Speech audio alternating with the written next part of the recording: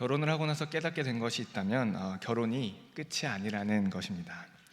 결혼식을 준비할 때에는 그 하루의 시간이 너무나 중요했고 또 크게 다가와서 그 하루를 잘 준비했었는데, 막상 결혼을 하고 나니 결혼식 그 당일보다는 함께 살아가는 이후의 시간들이 더 중요하게 다가왔다는 말이죠.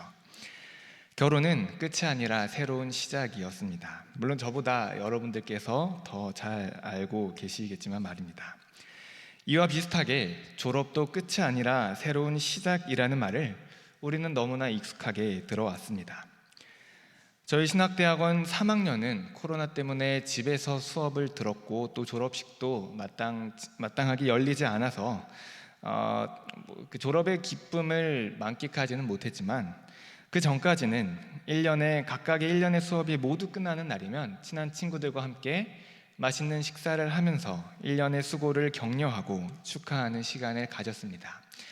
이제 곧 얼마 안 남았으니까 조금만 더 힘내자, 이러한 위로의 시간이었던 거죠.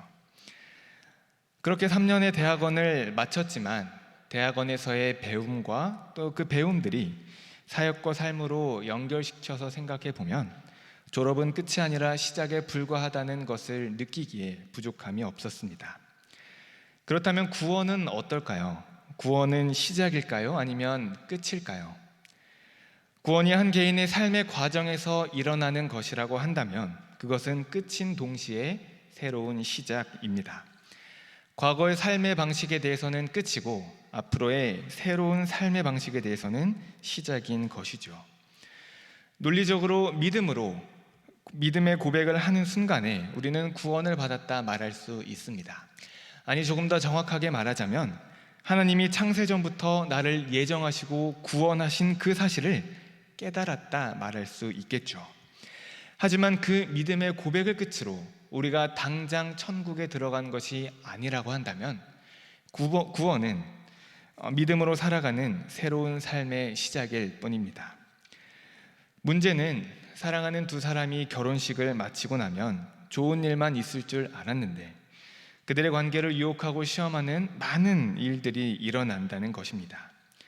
두 사람이 함께 살아가기 위해 많은 노력과 헌신과 또 서로의 양보를 하지 않으면 결코 순탄한 결혼 생활이 계속될 수 없는 것처럼, 결혼 생활과 마찬가지로 그리스도와 혼인한 우리의 신앙 생활도, 새롭게 시작한 그 삶에도 관계를 흔드는 많은 시련과 유혹이 가능한 것이 바로 우리의 현실입니다. 그 때문일까요? 한 번 받은 구원은 절대로 취소되지 않고 또 그리스도인의 궁극적인 결말이 바로 구원이라고 얘기하는 논리적이고 교리적인 정답이 우리의 믿음을 흔드는 수많은 문제들이 끊임없이 발생하는 현실 속에서 괴리감을 느끼게 한다는 것이 어쩌면 우리의 딜레마일지도 모르겠습니다. 수학 공식처럼 정답이 딱 정해져 있는 것이라면 우리의 마음이 조금 편하기라도 하겠는데, 각자를 향한 하나님의 계획과 뜻이 전보다 달라서 어떤 공식이나 노하우가 있는 것이 아님에도 불구하고 연약한 우리는 성경을 읽으면서 원리를 찾으려고 하기보다는 공식을 찾으려고 합니다. 그러나 기독교 역사 속에서 증명되는 것처럼 기독교 신앙에는 이러한 긴장이 언제나 존재할 수밖에 없습니다. 어떻게 살든 믿는다고 고백만 하면 그 구원은 취소가 되지 않는다고 말하는 것이나, 아니면 아무도 우리의 구원을 확신할 수 없으니 죽을 때까지 가봐야 한다는 말, 이것들은 모두 다 구원의 원리를 간단한 공식처럼 말하는 것 같아 마땅치가 않아 보입니다. 이러한 상황에서 항상 복종하여 두렵고 떨림으로 너희 구원을 이루라는 바울의 말은 우리의 구원이 확정된 것이 아니고 끝까지 가봐야 하는 것이라 취소될지도 모른다는 일종의 경고의 말씀처럼 들리기도 합니다. 이 부분은 지금까지의 바울의 주장과는 상당히 아주 역설적으로 들리게 하는 부분입니다. 지금껏 바울의 선교에서 그가 외쳤던 말은 무엇입니까? 주 예수를 믿어라, 그래야면 구원을 받을 것이다 였습니다. 그런데 이곳에서는 너희의 구원을 이루어 가라 이야기하고 있습니다. 도대체 바울이 무엇을 말하고 있는 걸까요? 아니면 바울이 너무나도 바쁘고 분주한 환경 가운데에서 자신이 과거에 했던 말들을 기억하지 못하고 이제 와서 다른 말을 하고 있는 걸까요? 실제로 많은 이들이 이 말씀을 근거로 우리의 구원이 취소될 수도 있다, 그러니 두렵고 긴장하면서 끝까지 잘 살라고 가르치기도 했습니다. 여전히 우리와 신학적 입장이 다른 곳에서도 구원의 불확실성을 이야기하기도 합니다. 이러한 주장을 완전히 받아들이지 않는다 하더라도 구원을 이루라 라고 하는 그 말이 우리에게 약간의 긴장을 주는 것은 사실인 듯 합니다. 바울은 지금까지 빌립보 교회를 향하여 복음에 합당하게 살 것을, 복음의 신앙을 위해 살 것을 이야기했습니다. 만일 그리스도인들이 참으로 성령 안에서 교제를 이루었으면 다툼이나 경쟁심, 허영이 아니라 사랑으로 하나가 되는 공동체를 이루며 그 안에는 서로가 자신보다 남을, 상대방을 더욱 낮게 여기는 겸손함이 나타난다고 했습니다. 이것이 바울이 말하는 구원받은 사람들의 모임, 성숙한 신앙의 공동체였습니다. 복음의 신앙이 나타나는 곳은 다름 아닌 교회 공동체와 성도들 개개인의 삶의 현장이었던 것이죠. 사도행전 16장에 기록된 빌립보 교회는 아주 잘 성장한 교회였습니다. 그러나 교회가 성장을 하는 과정 가운데에서 문제가 있었음을 알 수가 있습니다. 바울이 유일하게 자신의 전도 규칙을 어겨가면서까지 이 교회로부터 선물을 받았던 것을 통해 우리는 빌립보 교회가 겸손함과 사랑 가운데에 아주 건강한 성장을 이루었다는 것을 알 수가 있습니다. 그런데 그토록 잘 성장하고 올바르게 자라가고 있던 빌립보 교회 안에 문제가 생겼던 것입니다. 성도 간의 문제였던 것이죠. 오늘날로 말하면 여전도회 회장들의 싸움이라고 할 수 있을 것 같아요. 빌립보 교회를 괴롭혔던 것은 유대인들의 핍박이나 영지주의나 이단 교사들의 비성경적인 가르침이 아니었습니다.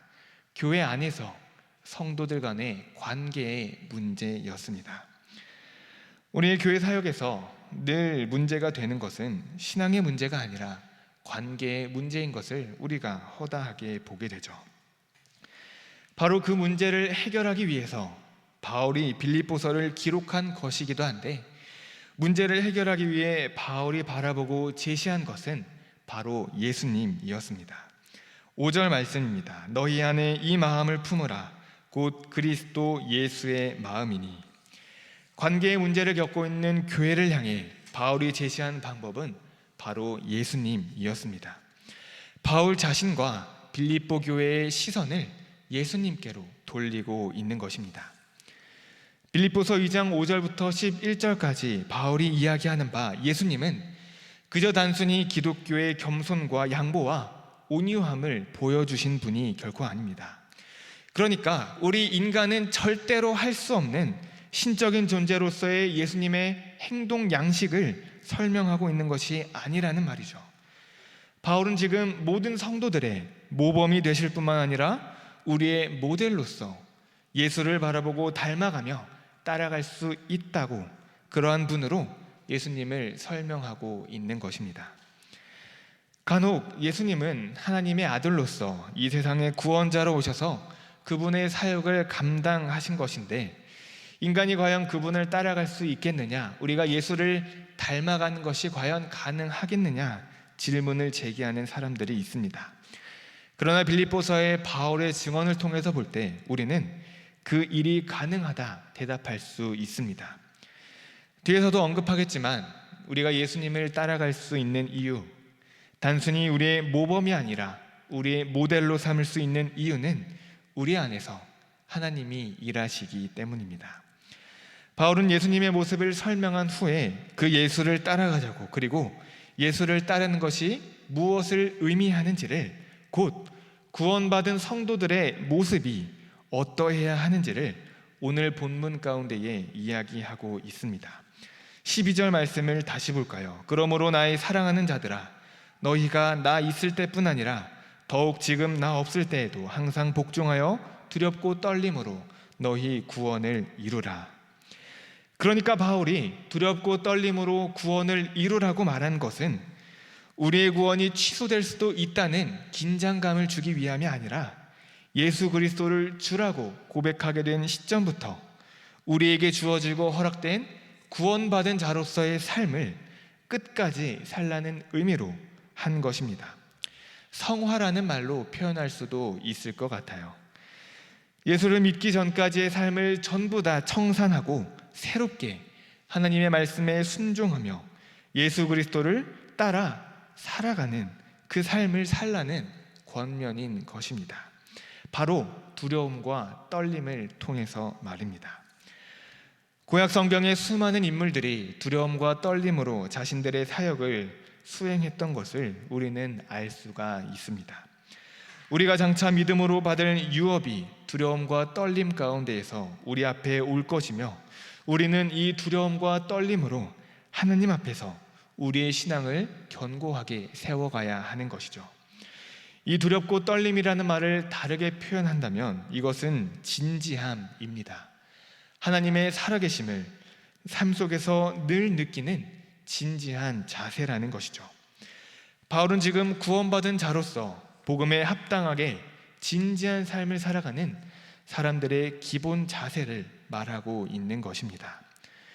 본문에서 이루라 라고 하는 이 말은 이미 행해지고 있는 일을 계속해서 완성해 가야 하는 의미를 가지고 있는데, 이는 하나님에 의해 주어지고 시작된 구원의 의미가 온전하게 적용되고 완성되도록 하라는 말입니다.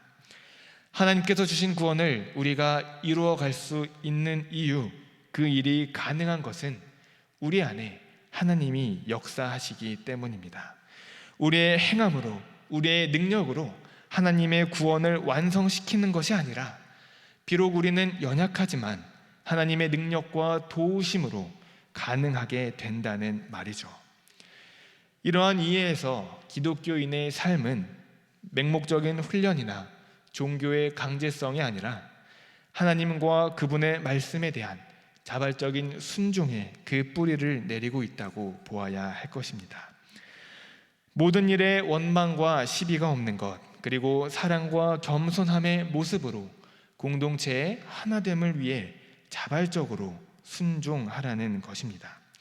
이것들이 예수를 따르는 성도들의 삶 속에 나타나는 외적인 표지입니다.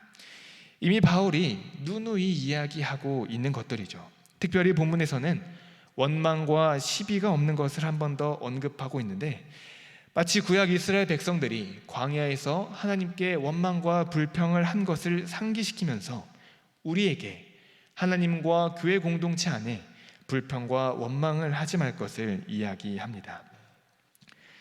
저의 소견에 예수님을 따르는 모습이 그리 거창해 보이지가 않습니다.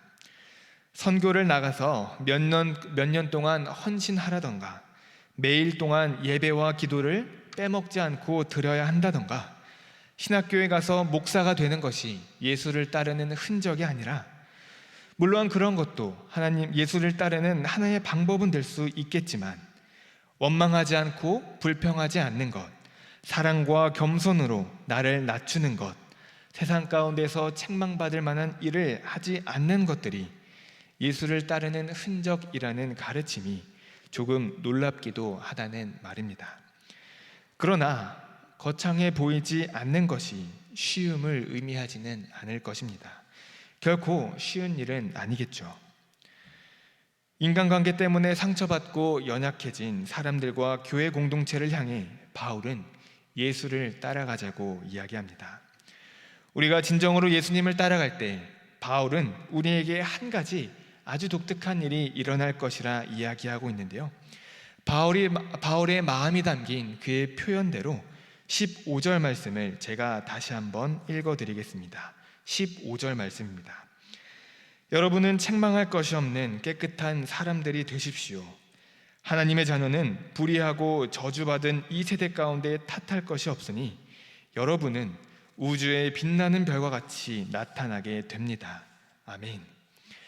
예수를 따라가는 사람들이 우주의 빛나는 별처럼 지금도 나타나며 앞으로도 계속해서 나타나게 될 것이라고 굉장히 멋진 표현을 쓰며 이야기하고 있습니다.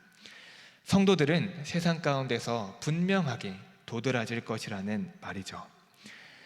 세상에서의 성도들의 모습은 비이성적이고 이해 불가능하며 폭력적이거나 파괴적인 모습이 아니라 책망할 것이 없는 깨끗한 모습, 그리고 우주에 빛나는 별과 같은 모습입니다. 우리는 과연 예수를 따라가고 있습니까? 예수님을 우리의 모범과 모델로 삼아 교회 안에서 겸손과 사랑을 실천하고 있습니까? 솔직하고 부끄러운 모습은 우리는 날마다 믿음의 고백대로 살아가지 못한다는 것이지만, 그 고백대로 살게 하는 것은 우리의 능력이 아니라 우리 안에서 행하시는 하나님이시기 때문에 우리는 우리의 구원을 두렵고 떨림으로 이루어 갈 수 있습니다. 개인적인 삶의 어려움과 교회 안에서 마주하는 수많은 갈등 속에서도 우리는 예수를 따라갈 수 있습니다. 나의 것을 내려놓고 예수를 따라갈 때 우리 자신과 우리 교회 안에 새로운 지평이 열리게 될 것입니다. 누가 예수를 따라가시겠습니까? 기도하겠습니다. 좋으신 아버지 하나님, 나의 것을 내려놓고 내 안에서 일하시는 하나님을 의지함으로 우리의 구원을 두렵고 떨림으로 이루어가게 하옵소서. 예수님을 따라가기를 원하오니 소망하는 심령 위에 은혜와 힘을 더하여 주옵소서. 모든 믿는 자들의 모범과 모델이 되시는 예수님의 이름으로 기도합니다. 아멘.